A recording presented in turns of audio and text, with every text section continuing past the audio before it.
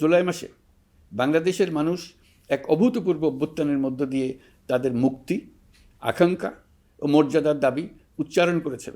সেই সময় দেশ একটি গভীর রাজনৈতিক, অর্থনৈতিক, প্রাতিষ্ঠানিক ও মানবিক সংকটে নিপতিত ছিল। রাষ্ট্রযন্ত্রের উপর মানুষ আস্থা হারিয়ে ফেলেছিল।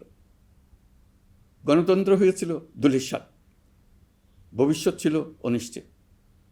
ঠিক সেই সংকটময় সময়ে আমাকে আহ্বান জানানো হয়েছিল একটি লক্ষ্য সামনে রেখে বাংলাদেশকে আবার স্বাভাবিক জীবনে ফেরানোর জন্য 3টি দায়িত্ব দেওয়া হয়েছিল: সংস্কার, বিচার এবং নির্বাচন। আমি ও আমার সহকর্মীরা সবাই আমরা সেই অঙ্গীকার রক্ষার চেষ্টা করে গেছি। কোথায় কতটুকু সাফল্য অর্জন করতে পেরেছি, কোথায় ব্যর্থ হয়েছি, সে বিচারের ভার আপনাদের উপর থাকলো। আমাদের প্রচেষ্টায় কোনো ঘাটতি ছিল না। আমরা মানবতা বিরোধী অপরাধ, দুর্নীতি ও অনিয়মের বিচার প্রক্রিয়াকে রাজনীতি ও প্রতিশোধের ঊর্ধ্বে রেখেছি। আমরা ভঙ্গুর প্রতিষ্ঠানগুলোর প্রশাসনিক, বাণিজ্যিক, আর্থিক সংস্কারে হাত দিয়েছি, যাতে ভবিষ্যতে কোনো সরকার জনগণের ইচ্ছার বিরুদ্ধে নিজেকে স্থাপন করতে না পারে।